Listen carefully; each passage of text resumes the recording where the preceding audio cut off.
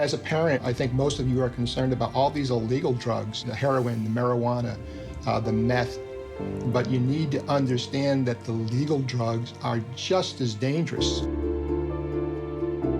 They're getting it from your neighbors, your friends. It's not hard at all. If people are taking prescription drugs for non-medical purposes, they are not taking medicine. They're doing drugs. It's easy to start, and it's painful to stop. Prescription drugs are a prescription for a reason. If you take too many of a prescription narcotic, you die.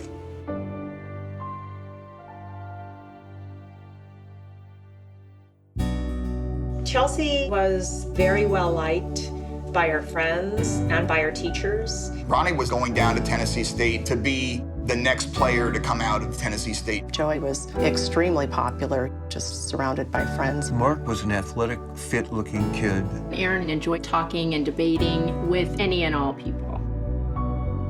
The prescription pain pill problem is a huge epidemic. This is an epidemic. This is an epidemic that is infiltrated our young people.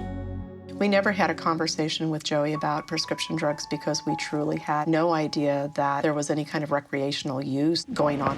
How many guys know it's not used by The first time I started doing painkillers was when I was 17. I would steal pills from my friend's mom. Her stepmom had script for Vicodin. That was like heaven. I went in her room and stole Vicodin every day. He would ask to use the bathroom in other people's homes, and he'd go in there and go in their medicine cabinets and steal prescription drugs. These medications are available everywhere in every socioeconomic environment. Ronnie was the starting halfback, one of our best players. He got several scholarship offers. Ronnie was very popular in the neighborhood. Ronnie was a neat freak, clean freak, always had his hair braided. When he got into the pill use, his mood changed. He changed, like, was that Dr. Jekyll, Mr. Hyde? Ronnie's appearance really deteriorated, and it was really unlike him. I said, "Are you doing drugs?" And my son looked at me with these eyes of, "How could you even think of that, Mom?" I was walking up to football practice. My coach was walking towards me. He just had this crazy look on his face. He goes, "You think they might have found your brother?" And I was like, to me, I was like goofing. I was like, I didn't know he went missing. So I was like making her like goofing off. And he was like, "No, Justin, seriously, they might have found his body." And I was like, "Wait a minute." I was "Whoa, what?" He's like, "Yeah, they discovered a body in an apartment in Telford." I never thought my son would take prescription drugs without a prescription. Parents often trip themselves up by asking a simple question: are you using drugs? No. One has to be able to say, I'm seeing some signs here that concern me. He was a little bit more argumentative. We thought that was maybe hormones. The person has what we call pinpoint pupils.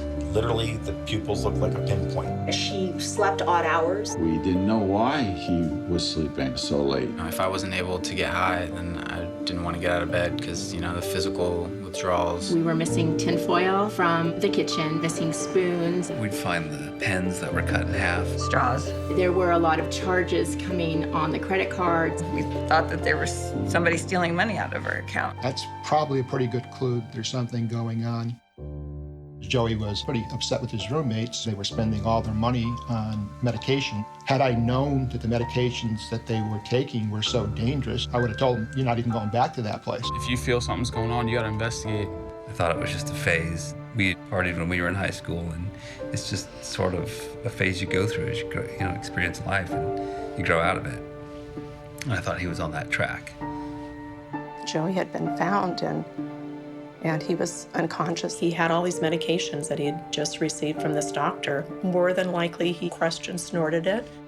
We're just being completely hit blindly by, a situation we had absolutely no understanding of and no notice of. And in the meantime, my husband's in the house. I'm out front in the front of the house just, wondering what we're dealing with here. And so finally, Joe just came out and said, "He's gone."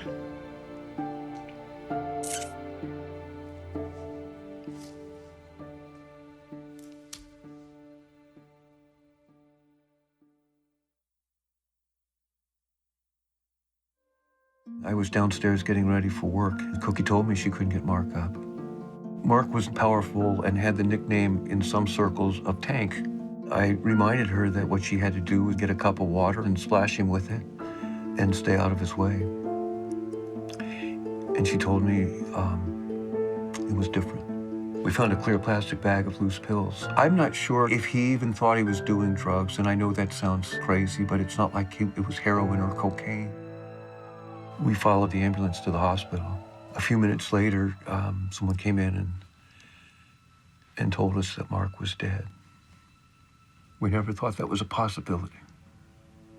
I had no idea that kids were abusing medicine.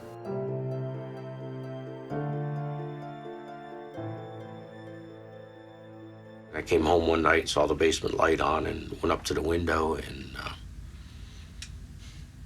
my son was crushing and snorting the pills. We would find pills in the shoes, in the jackets that are hanging in the closet, in the pockets. I found some pills hidden under his cushion. They were in his socks. I never checked my kid's socks. He took the light switch plate off and put them in there. Look everywhere. Is it an invasion? No. You're doing the right thing as a parent. I would question Chelsea, and she would always assure me that everything is fine and nothing's wrong.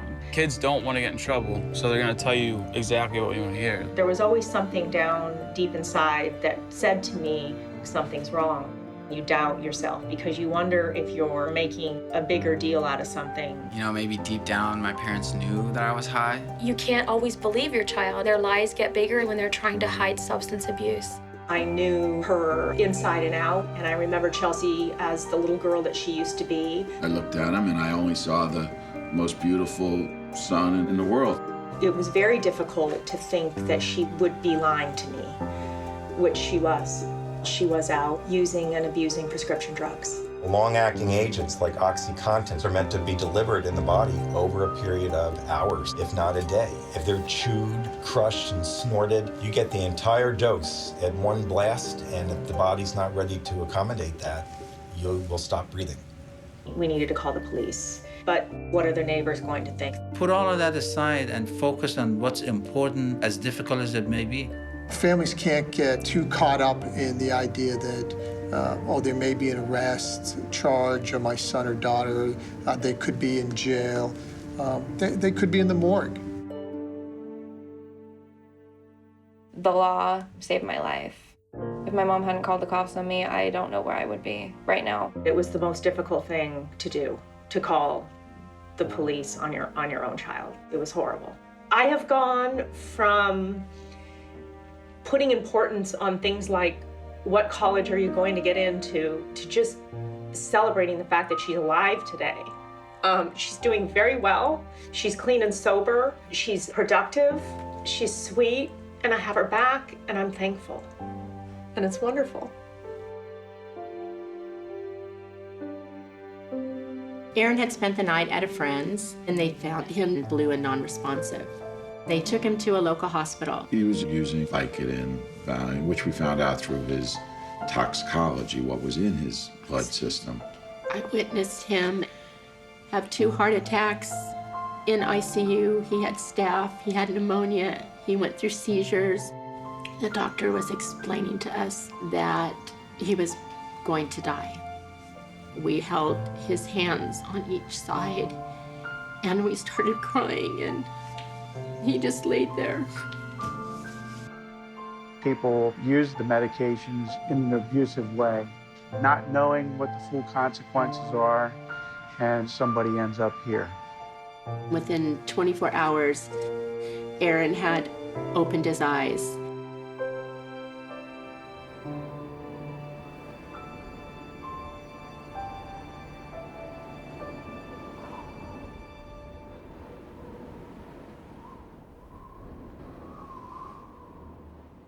Parents are the first line of defense in terms of prescription drug abuse. You gotta sit your kids down. You just gotta tell them about the severity of the problem. There's a number of steps that you can take. Educate your child and yourself very early. Anybody who feels that this can't happen to my child, It could happen to your kid. Make sure that you don't have excess pills in your home. Keep your medication locked up because you're never going to notice if something's gone. What my mom does is she has these take-home pee tests that I gotta take. No, I want to keep my mom proud of me, and I don't want to let her down. You need to have the conversation with them about drug and substance abuse. And you need to include prescription drugs and guide them so they're able to get through their high school years and into college and through their college years drug-free. Have this conversation before it's too late to have this conversation.